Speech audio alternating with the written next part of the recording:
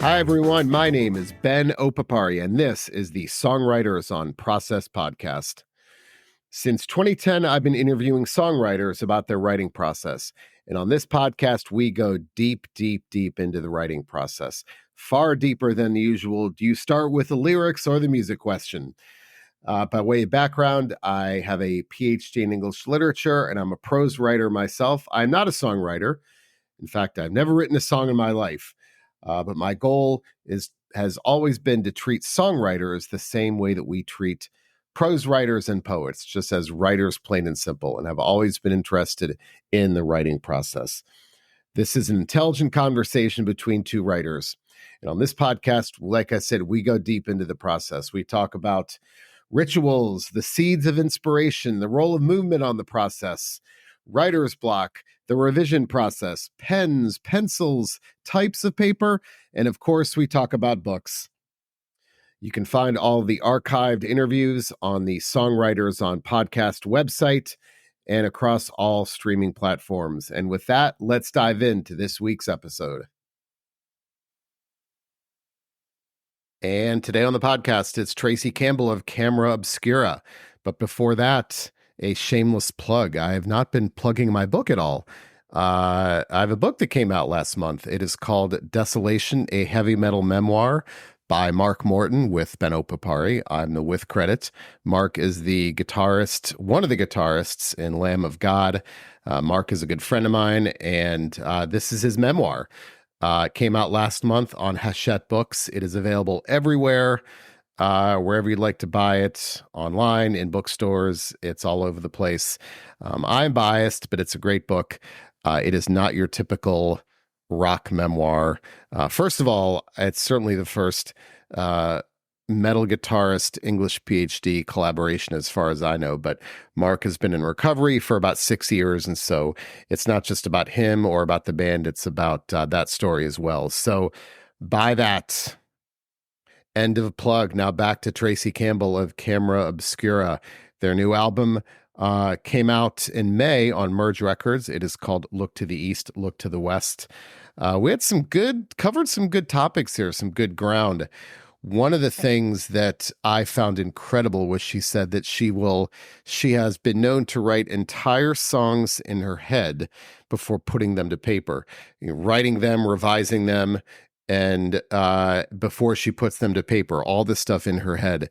And these words will come to her often while she's driving, and she told me that she will say the words over and over in her head when she's driving, and then immediately get to a place where she can stop and write them down. And it reminds me of the book. That's something that William Wordsworth used to do in a great book I read called The Friendship by Adam Sisman. It's about the friendship between Wordsworth and Coleridge, and Wordsworth would do the same thing. He would compose entire poems in his mind on walks, and then wouldn't come back to write them down till they were fully formed in his head. So that's amazing. I don't know how anyone can do that, but I love that story. Being in a car, great place to write songs, she told me, and that's pretty common. A lot of old notebooks she has, and she told me, hey, this conversation might kind of spur me to go back to those old notebooks for those song ideas, because that's what I told her a lot of songwriters do. And I love also, I've heard this, for whatever reason, she referred to songwriting as a jigsaw puzzle. And I think I've had two upcoming interviews where songwriters have said that writing songs is like a crossword puzzle. So a puzzle nonetheless. Anyway, again, the album is out, came out in May on Merge Records. Look to the East, Look to the West. And here is my interview with Tracy Campbell of Camera Obscura. Do you think it's important to create every day? I find that songwriters fall into two camps: those who say that if you force it, things become derivative, and those who say that you've got to write every day, no matter how bad it is. And before you answer that, I mean, I think that if you talk to prose writers, a prose writer would never say, like a novelist would never say, yeah, just write when the mood strikes. It's always, you got to treat it like a job. So I'd love to hear your thoughts on how important that is to you as a songwriter. I would say that I do not write every day. I traditionally would wait for something to inspire. And I guess, you know, back in the day, when I say back in the day, I guess I mean pre having my child, um, when my main focus was writing songs and trying to write songs, trying to be a songwriter. I guess I had it more in my mind, so maybe I was a bit more open to inspiration striking or looking out for stuff, being conscious of it. In the last 10 years, I guess things have kind of changed a little bit, and I've subsequently sort of realized that it is good to kind of work the muscle, and to sit down and try to write. But I find that difficult with lyric writing. So I guess that's the part of the song that we may be talking about. Um, so I don't write every day, but I when it's the school holidays just now, so a lot of my time is taken up with my child, and so I sort of tend to prioritize that. But when he goes back to school, I'll pick up what I sort of left off from, which was going to the studio 3 times a week and trying to do it in a more sort of I call it, I suppose I'm going to call it a professional way, like more in a sort of more of a work ethos or something, which is something I'm still learning to do. So I'm not very disciplined, shall we say. And I'm quite easily distracted also. But most days I'd say something will pop into my head and I'll write it down. But I might not sit with pen and notebook, or guitar in hand. So what are those things that you notice when you say something pops into your head? Is it Just be something? like, Yeah, go ahead. no, it'll just be like maybe something I witness. I feel like when I'm out in the street or something, or on the subway, or just looking at my window when I'm at the lights in the car or whatever, I can't help but sort of notice interactions with people, or I'm just very aware. I feel like I'm always very aware of, and I can make up stories in my head about something. Or I could be watching a film and somebody might say a line and I might take, a word from it, or an idea or a concept, or I might have a feeling myself, or I don't know. I don't, I'm not as prolific as I once was, but I feel that it's like anything. If you do sit down and work it, then you're kind of opening yourself up to all coming to you again. And I'm having a bit of a break from it right now. I've not really written anything recently, I would say. I'm not worried about it because I feel like I've got the start on quite a lot of stuff, and what I've got to do now is get back into the studio and actually work on it. Um, and I think I've learned, fairly recently that sometimes you do need to work on it rather than just, um, what am I trying to say? You know, I'm not the sort of person that would really work a song hard. I would sort of get a line and I'd write it, and I wouldn't go over it and try to perfect it or anything. I would just say, well, I've written that and that'll do. Whereas I've started writing with somebody else and they're a bit more, their work ethic is a bit maybe better than mine. They want to, you know, work on the lyrics in a way that I never did before. And I'm starting to enjoy that. I used to think that you shouldn't do that. You should just, write from the heart or something, and you don't need to work it because it just kind of happens. But I do realize now that actually you do have to work it sometimes. I've always been curious when, I'm not a songwriter. I'm a prose writer, but I've always, songwriters often will tell me that they listen to conversations, they see things, they hear things. Mm-hmm.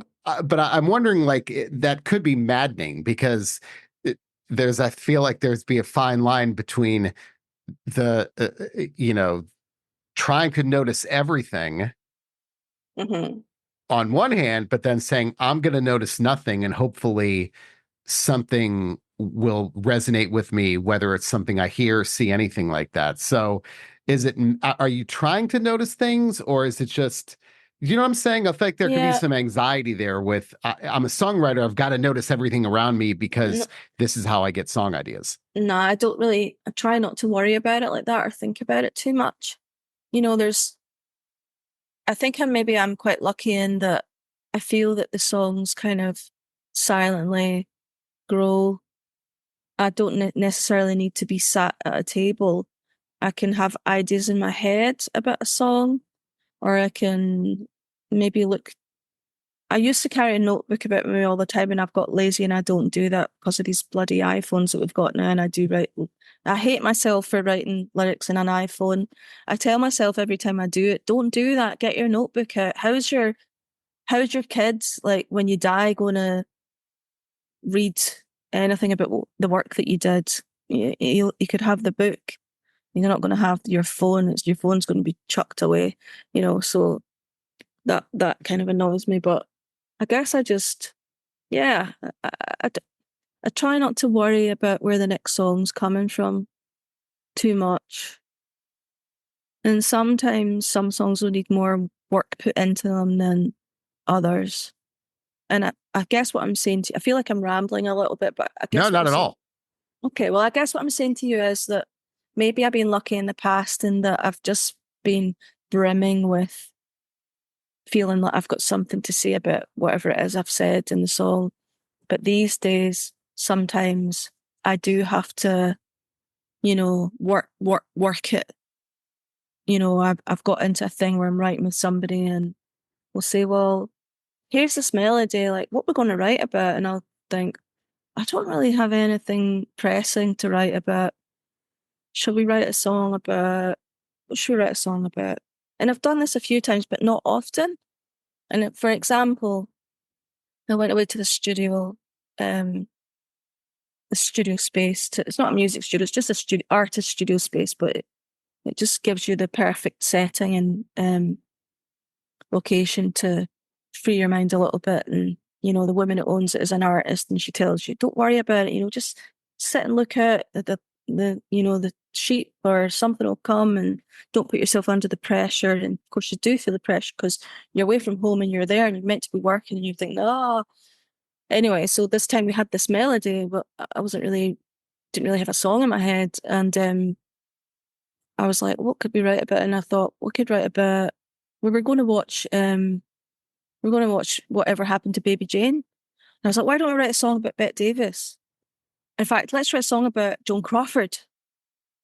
And we wrote this song called The Dancer in Me, about Joan Crawford. And, you know, I don't do that, but I did it. And to me, that was like a valuable lesson because I was going, right, well, so you can work when you've got to, you know, in a way that I might tell myself I don't need to or I don't know how to. I think the parallel to that. So we have four kids, Yeah. and I find that and I hate I don't want to make this a question about COVID, but Hmm. when COVID first happened, Hmm. people thought songwriters, you have all this time in the world to write. Hmm. And when you have all this time and there's no deadline, that's when things don't happen. So I guess what I'm saying is I find that having kids makes me incredibly more disciplined than before kids Right. because my time, if I've got Hmm. an hour, I'm not going to spend 30 minutes of that hour sitting around. Hmm. I've got to get to work. So I kind of hear what you're saying there that do you find, I guess, and maybe this is a question about being a parent also, do you find that that makes you more disciplined too? Well, I think that time is precious, and if you've got to collect your child at 3 o'clock in the afternoon, and that 6 hours or whatever that you've got is it just gets zapped. So I did get into a thing last year, before the summer holidays, where I was trying to go to studio 3 times a week and prioritize it. But as I found it, I, I don't mind admitting that I found it really difficult to prioritize myself, to not go and be the person, buying the food for the dinner that night or doing the washing or doing all the other stuff that needs to be done. I found it really hard to to give myself the time that I have been desperately needing for some time. And I think I'm just learning to do that. I'm actually just learning to take that time for myself. And I wasn't very good at it before. And so, yeah, in answer to your question, yeah, I think those hours when you're not needed, you do need to make the most of it. And I feel like I did get into a thing where I was doing that. And my intention in 2 weeks' time when he goes back to school is to get to that studio by 9:30 in the morning, and leave at 2:30 and squeeze as much out of it as I can possibly manage. Yeah. All right. So you mentioned iPhones and notebooks. I want to talk about that because I'm always fascinated by this, because songwriters are very particular about how they write lyrics. So first of all, are you well, it sounds like you're now an iPhone person, but if you could do anything, when it comes to lyrics, are you a pen and paper person or a computer person? I would say I was always a pen and paper person. I've got loads of notebooks, and I still have them, and people still buy me them, and I still buy myself them. I'm just a bit out of the habit of, um, yeah, I'm just a wee bit out of the habit of always having it on me. So the phone has become a bit of a crutch, and I want to break the habit, like I said before. Not computer. I would never sit at a computer and write lyrics. Nah, because I tend to do it on the hoof. So when you're a pen and paper person, ideally, and again, I could do a whole website dedicated to what songwriters prefer here. Um, is there a certain type of paper, certain type of pen, certain color of ink? You'd be surprised, or maybe not, about how particular songwriters are with even those specificities. I mean, I love a little moleskin, who doesn't? And I like blank pages rather than lines. Why? I love that. Uh, oh, I don't know. Maybe it's a bit more freer or something. You can write all sorts of ways and use up the whole page and split it up. And whereas I feel if there were lines, I'd feel like I had to follow some kind of rule. I don't really like that. It's a bit like, psychologically, I feel like I've got to do things in an order if there's lines, and if there's no lines, and it can be anything, you know? And I So get this, you can be weird about notebooks as well, where you feel like you've made a mistake and you've spoiled the notebook by, you know, not quite saying something good enough or not writing enough in one page. And you're like, oh, why did I use that page? I can be a bit funny like that. So Yeah. I love this. I love the how detailed people are when they discuss these things, because it shows how important the ritual is. And Mhm. um, I've heard that also, like online paper. I had the producer Daniel Lenoir on about a year ago, and he talked about how um, everything he wrote was on 11 by 22 art paper, and there were arrows and thought bubbles, and there's no linear. It's not linear at all. It was a complete mess, that Mhm. paper, but he could make sense of it. So with that blank paper, then I'm guessing if I took a look at that blank paper, I'm sure it's not linear at all, right? There's stuff all over the No. place. Yeah, and there's all sorts of different songs on the one page. And usually, I mean, like I say, I've not done so much of this, but how I traditionally would have written, I would just write the lyrics, scribble them in the book. And then when it came to, unless I had a lucky day where I was sat down with a guitar and the lyrics would just come and I'd scribble them down and I'd get the whole song or most of the song. And that has happened. Or if I write the song in my head, um, and then scribble down all the lyrics. But sometimes I would go over notebooks and find the things like a jigsaw puzzle to put into songs that I thought would make sense in my head, you know, So you're taking okay, randomly. yeah, okay. So let me ask you. Let me follow up with this. So those notebooks, I'm assuming, are just chronological, right? They're not organized by any. Oh no, they're just in a bag, random, So I love whatever. this. So you open up a notebook, you see an idea, and you think, "Oh, that looks pretty good." And then do you Mhm. then look at another notebook, or because you said Yeah, I could do jigsaw that. puzzle? Yeah, go Yeah, ahead. like I've done that definitely. I've gone because I guess, or I'll have like a couple of notebooks on the go, and maybe like a little diary that I've written things in, or bits of paper that I've ripped out of somewhere, and I'll stuff those bits of paper in one of the books, and so I'll do stuff like that, and then I'll look at what I've got, and I'll sometimes do a mixture of what I've got in the book and what I've read. I'll trawl through my notes on my phone, and I'll go, oh, what was that about? Oh yeah, well, maybe I could put this here with that and fit it all together. I'd sometimes do it like that, but I'll sometimes, like I say, literally write the song in my head. Like if I'm on, done it if I was on a plane. I wrote Baby Huey Hard Times when I was on the plane. And by the time we got off the plane, I just had all the words in my head. So you're writing entire songs in your head before you put Sometimes. them to paper. Yeah. So, Sometimes, but not all the time when I'm but lucky.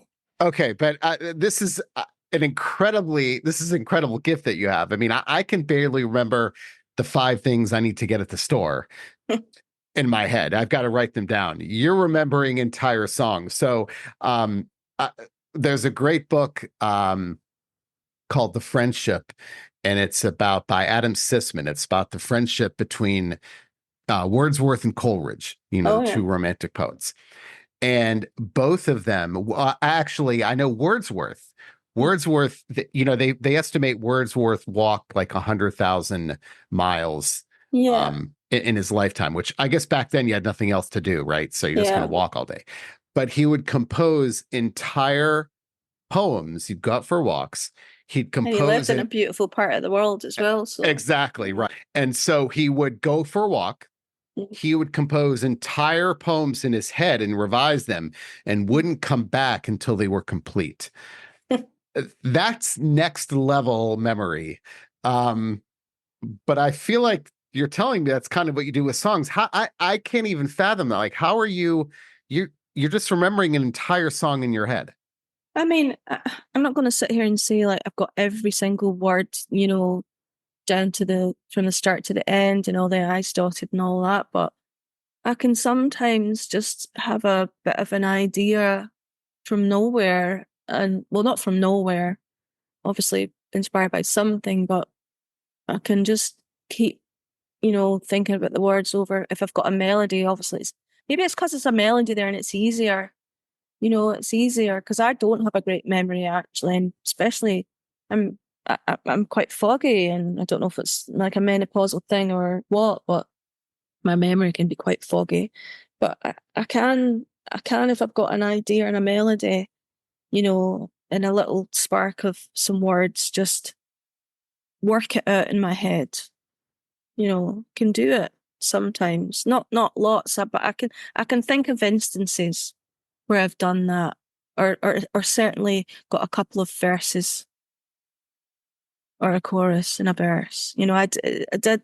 It happened, like you talk about COVID. It happened with "Look to the East, Look to the West," where I was um, and it was kind of locked. It was locked down, but you were allowed out in the streets and everything. But it was air. It was quiet.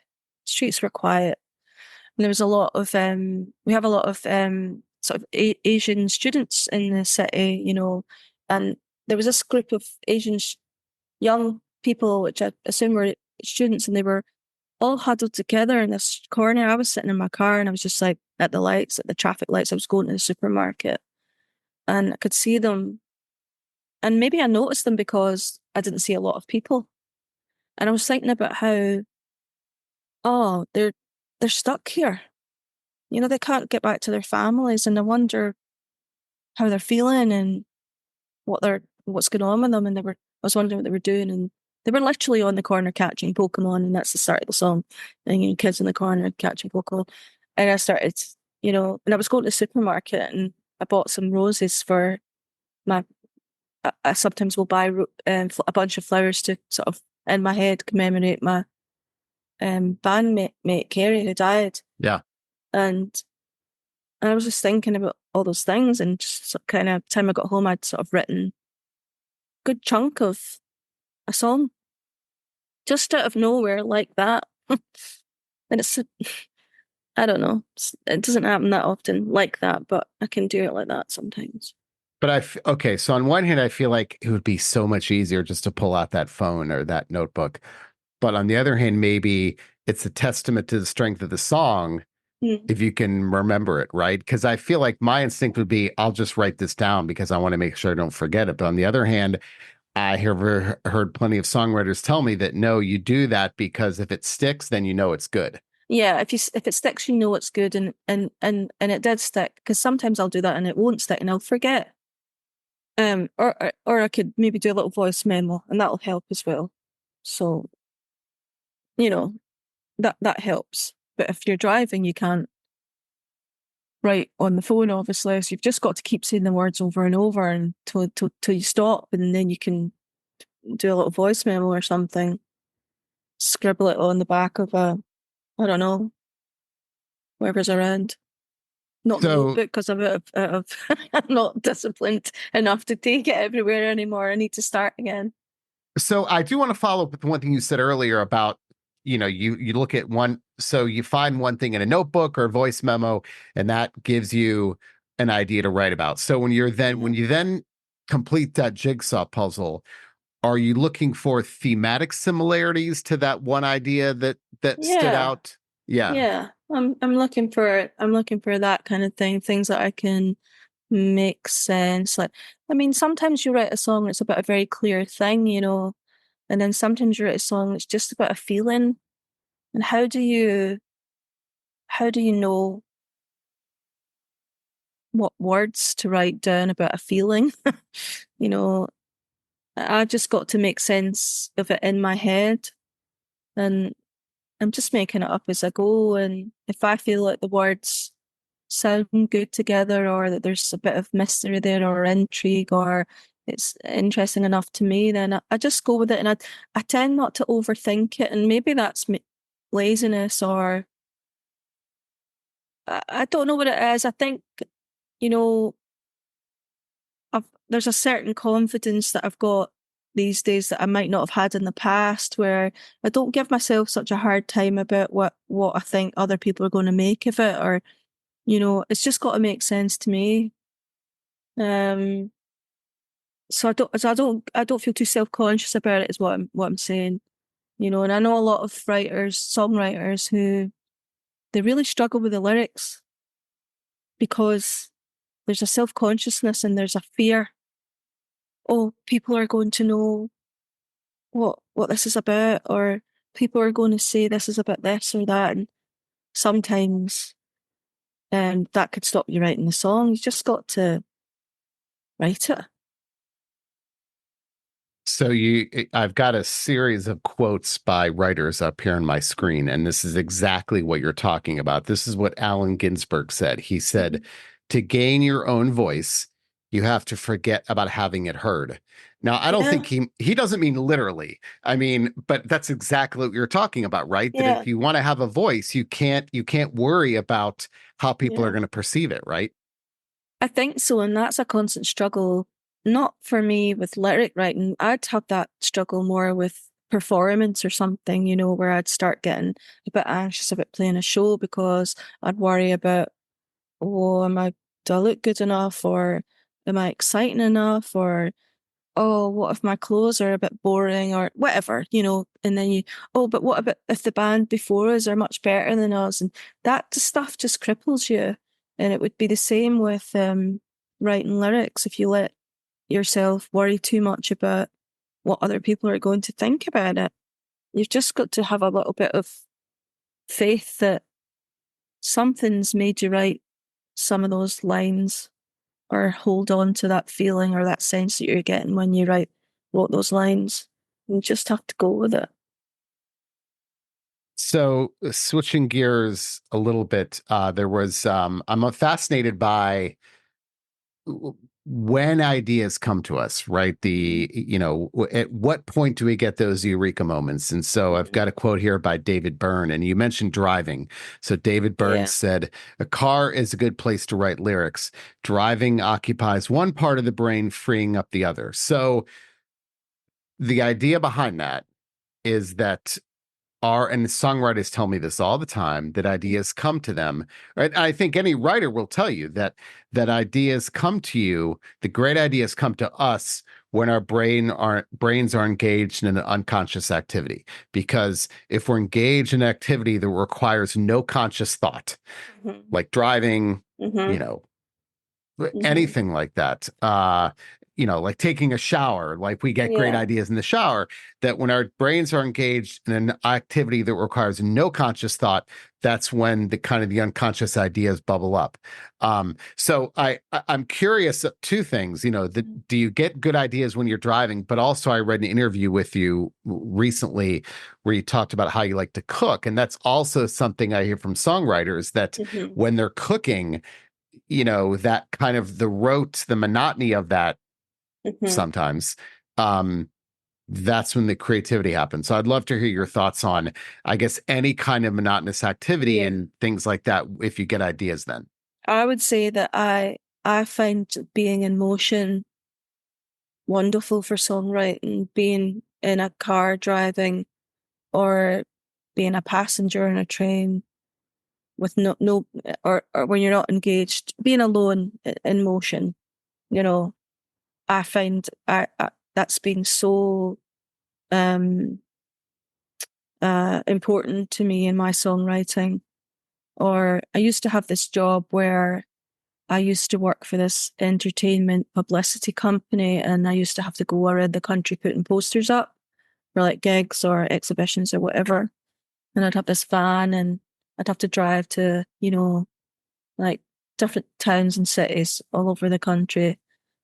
And it was such an important um, part of my songwriting back then, being in the car by myself, driving. The ideas would just pop in. And then arriving at the town, it was a fairly monotonous, boring job, right? Not very taxing, just going along with a row of shops and going in and saying, "Do you mind if I put a poster up? Do you mind if I put a poster up?"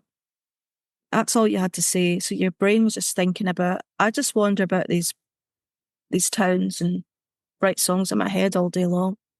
And I did it like practically Let's Get Out of This Country in my modelling career. That's how, well, Let's Get Out of This Country was kind of written doing that job.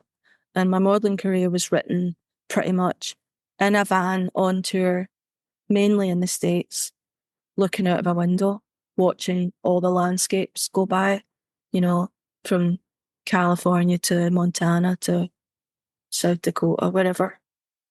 That's pretty common, not just the landscape, Very also. common. Yeah, Yeah. the billboards too, right? The Yeah. signs that you see also might give you lyric Everything. ideas. Definitely. All of it. And I'm always a little bit, I don't know if envious is the right word, but um, I'm excited for, I've been excited for some friends of mine who are also songwriters who have never, done a big tour and they were going to America. So when I made a record with Danny Coughlin, and Dan and I were coming to North America to do a tour, and I was so excited about his experience that he was going to have, because I knew that if he was in that car or that van driving, it was just going to hit him like a ton of bricks.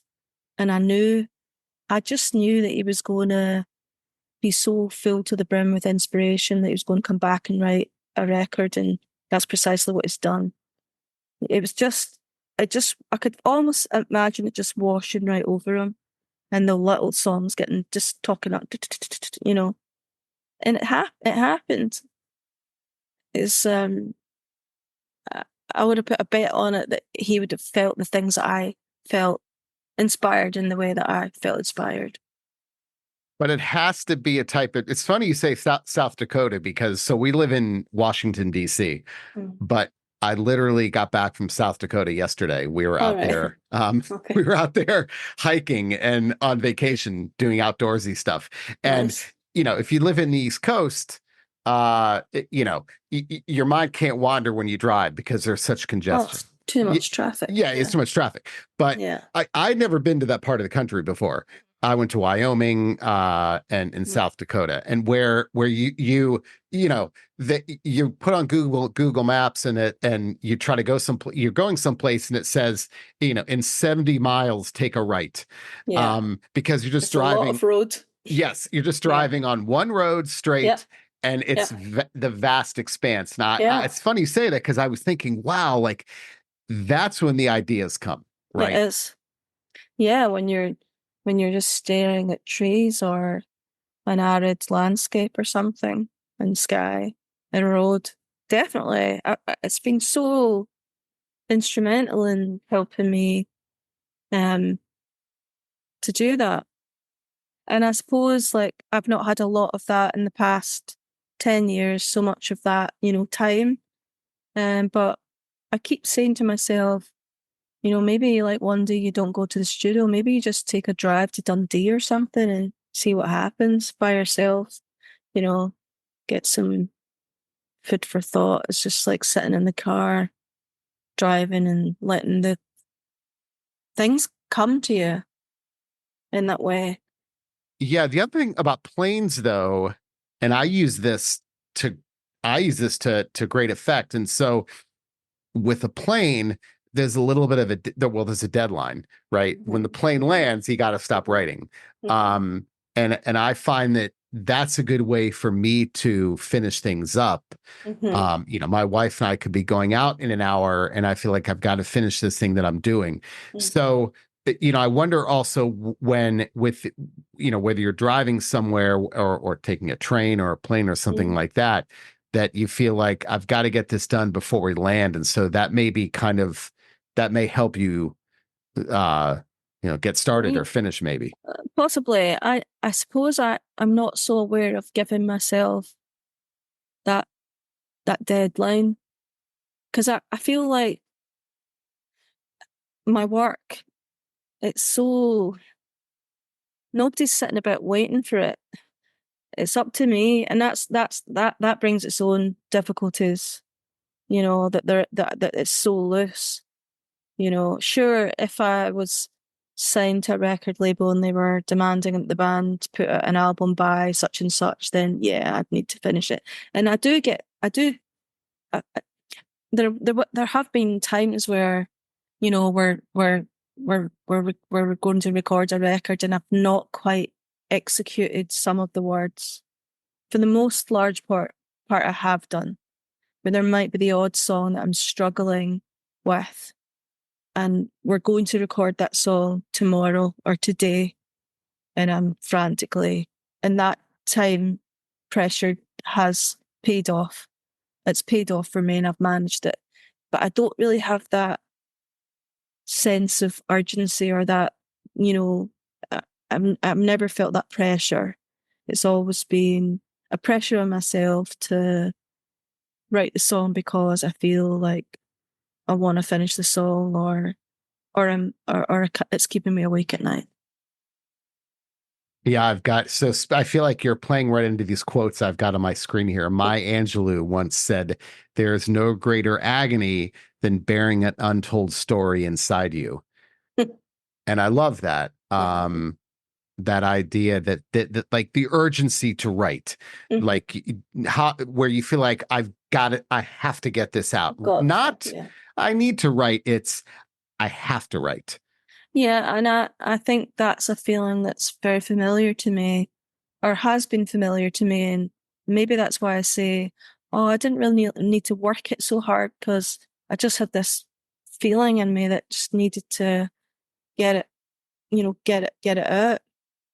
Um, and as like I said earlier, I have come, you know, I've done that in the past, but I have come to a point in my life where I've had periods where I've not had that urgency, but um, I know I've got to write the songs, and I'm working it a little bit, you know.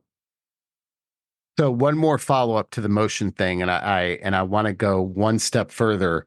No pun intended. Do you feel like is there a difference between when someone else is moving you, plane, train, bus, anything like that, car, or do you get a lot of ideas when you're walking? Self-locomoting, I should say. Have you ever noticed that too? Definitely. Like I said, let's get out of this country. I spent a lot of time walking around towns like Arbroath and cities like Dundee and um, on the way up in the north, uh, and just feeling inspired by what's around me. Yeah. So yeah, walking, definitely. I hear that all the time. Walking, hiking, Hmm. any. I just spent 2 weeks, hiking in nature, and I've never felt so, productive. I felt like so many ideas just on a solitary 2 or 3 hour, 4 hour hike. And do you take a notebook and jot them down, or do you do a dictaphone, or? It's funny. No, I do. By the way, I love the dictaphone reference. I don't think anyone under you and I are roughly the same age. I'm a couple years Yeah. older than you. Yeah. Do, I did have one at one point. I know. Obviously, We should explain what a dictaphone is, right? I mean, I don't think anyone I know, but I love that reference. Um, Mic or cassette recorder. What is that thing you're talking about? little tiny cassettes. Yeah, I know. So what did I do? No, I had my phone. I did. I mean, Yeah. I'd love to talk a big game and say, Because it's oh, convenient, isn't it? it Let's face it. is. I know. Um, It's the way but of it. but I know it is, and you're right that it kind of, gosh, I mean, I I went to the rock. I've been to the Rock and Roll Hall of Fame when I've been in Cleveland, Ohio for work, and I'll go there and they've got these handwritten lyric sheets, and you can just like you can imagine that songwriter, Elton John or someone like that sitting down, and you can almost see the urgency in the script, right? Hmm. You can see and the crossouts, Hmm. and you just don't get that if you're looking at a piece of at No, a printer, right? no, somebody bought me Paul McCartney's book last year. It was the year before, and it's all his handwritten lyrics in a big book. It's wonderful. It's, it's you're not going to look at Paul McCartney's a screenshot of Paul McCartney's iPhone. Right. And also, I feel like if you go back and look at your own lyrics and they're handwritten, I think that you'll get, you're much more likely to get nostalgia, I would think, by looking at, you know, the print, the handwritten version of yourself 20 or 30 years Definitely. ago. And that can feed you and give you something. And I know that, and I say it to myself often, I should go and look through my old lyric books. I've not done it for ages, actually. And I know that if I went in there, there'd be lots of lines that I haven't used that might just spark something. Um, and I should do it, You you know? should, because listen, what do I know? But I hear that from songwriters all the time. They've got all those notebooks in a bag, in a box, and they go Mhm. through them, and they can be years old, but they always find ideas in there. Yeah, I mean, this conversation that we're having might just inspire me to do that because I do feel like I need a bit of kick up the backside a little bit. I've not written a song for a little while, and as I said, I'm going to try and get back into studio in a couple of weeks, and I want to have some fresh ideas. I also want to work on some old stuff that's not finished. Um, but fresh ideas are always um exciting, and maybe the one thing that I'm most scared to start, a new thing, nothing. So maybe looking at those lyric books would just be kind of lovely way to, and a kind of new way to get started with something. Right. I was going to say, I don't know that it would inspire, I don't know, it would inspire new ideas looking at Yeah, those things, yeah, at those old definitely. notebooks. But listen, for what it's worth, I hear that a lot, that's a great source of inspiration for those who keep them. Um, but yeah, you wouldn't get that same you would certainly not get that same feeling if you're looking at, oh, let me open up my Word document from 15 years ago. No, it's so cold, and I think that's precisely why I don't write on my computer. I think I went through a little phase where I thought, should I do that so that it's on the computer? Because what if I lose my phone or whatever? Um, I'm just not very organized like that, but I just found it so, just a bit soul destroying or something. Well, Just yeah, couldn't do it. it's like looking at a picture from 15, 20 years ago. I mean, and it's the same thing. It brings you back to a place because you see that person that you were, and you're not going to see the person that you were, again, looking at a printed No. lyric sheet. We've touched on writers a little bit, but I'd love to know who you like to read, if you're a genre person or an author person. Who? Um, Go ahead. I'm sort of terrible these days, because I feel like my concentration levels are absolutely shocking. Um, who do you like to read? I mean, I suppose like one of the new-ish writers that I've enjoyed was Sally Rooney. I mean, everybody loves Sally Rooney, Yeah, but I really loved those books, and I remember reading those books and thinking, my bandmate Carrie died, and she was a real bookworm, like a proper avid reader, crazy. Like we'd literally have to buy suitcases on tour so she could fill the suitcase up with all the books that she bought. There'd be a lot of me standing outside the bookshops waiting for her to come out 4 hours later. Anyway, when I read Sally Rooney, I remember thinking Kay would have loved her, you know? yeah. She would have absolutely loved her. Um, who else do I like? I feel like I always draw blanks when people ask me these things. I don't know, like, you know, maybe they're very obvious people, but like people like Jeanette Winterson.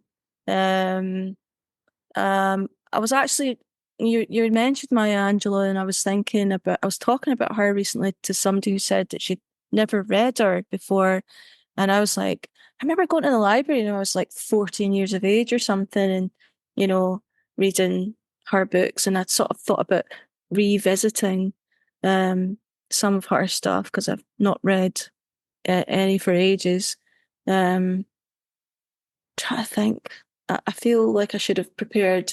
Uh, Well, okay. Well, let me make it easy. Well, are you a genre person? Like, I'm not a genre. Not So, particularly, no. yeah. So, okay. So No. here's what I do. When I finish a book, the thing I will not do is I won't say, "Oh, let me read another book by that same person." I immediately want another voice in my head. Right, okay. No, I mean, I might, I might get into somebody and then read if I really enjoyed it and try to find all of their books. Like I recently bought myself a new Kindle, which I never really get into the Kindle thing. I've got quite a lot of books, but as I said, a lot of them are books that I've read years ago when I had much more time. It's all about choices, though, isn't it? If you don't prioritize time for reading, then it's up to you. But um, I suppose, like I notice if I look at my bookshelf, then I've definitely done that thing where I've read one book and then I've just bought the rest. So I bought myself a Kindle recently, and I've got the new Andrew Hagen on there, and I've read like all of his books, and so I do tend to stick with an author, I guess, or take a punt on an author. I don't, there's not a specific genre of book that I would say I was interested in particularly. Yeah. I I am a devoted Kindle person. Hear people talk about the romance of smelling the book and the feeling the Yeah. pages. I don't get that at all. No, I don't I'm get that particularly. Yeah, what is it? But I feel so uncultured that I'm not one of those people. But I haven't, my gosh, it's awful to say. I haven't bought, it's been a while since I bought a, physical an copy actual of a book. book.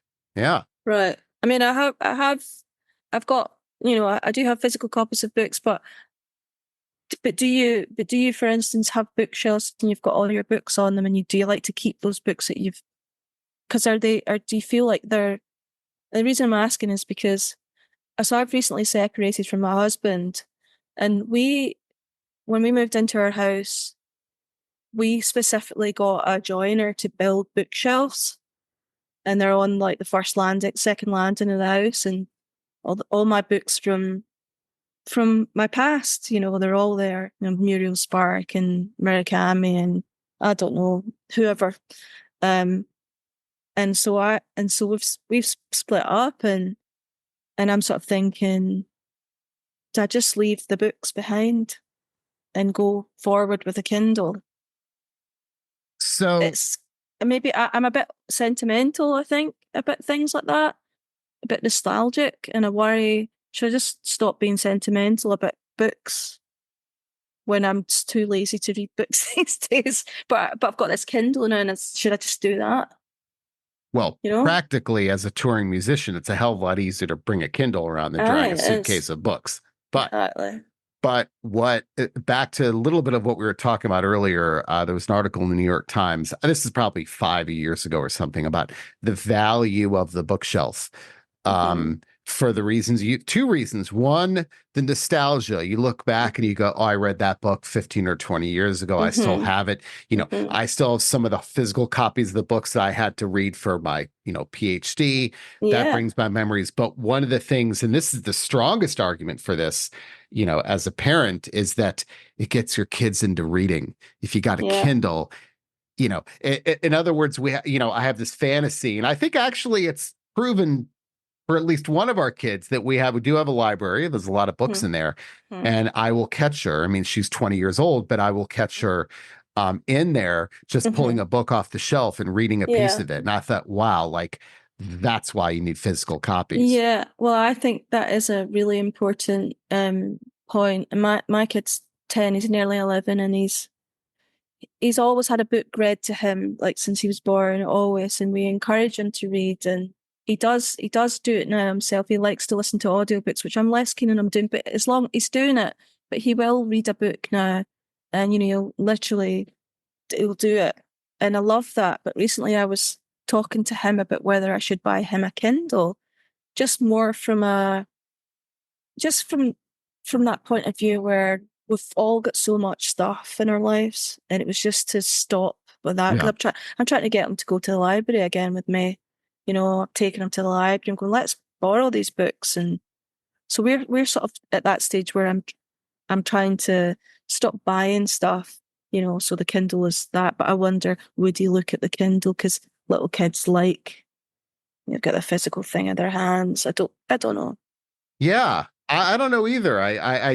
Again, like I'm thinking about this, gosh, I mean, when you read to your kids, is it the same, hey, you're reading to your 2 or 3 year old, you're reading a book on a Kindle, No, I don't think so. a bedtime story. I mean, certainly not, but that, No. gosh, that image of, don't you want your child to walk into the bookshelf and pull a book out? Yeah, I Um, do. yeah, and And that's I not, love that there are books there for him to do that. and that's not going to happen with a Kindle. So that the value of, and that really struck me when I read that article about, I can, the Kindle is convenient to me, Yeah, but it's not a great way for families to, yeah. to encourage reading, right? And that's it for today's episode. Hope you enjoyed it. Don't forget my book, Desolation, a heavy metal memoir by Mark Morton with Benno Papari, that is me, comes out June 25th on Hachette Books. Mark is a good friend of mine. He is one of the guitarists in the band Lamb of God, and this is his memoir. It's a damn good book, if I do say so myself. But again, that book is out June 25th on Hachette Books. You can pre-order it now everywhere, your favorite online bookstore. So be sure to do that. The site, Songwriters on Podcast, contains all of the archived episodes of the podcast. Of course, you can find them on all streaming platforms as well, but they're also on the site.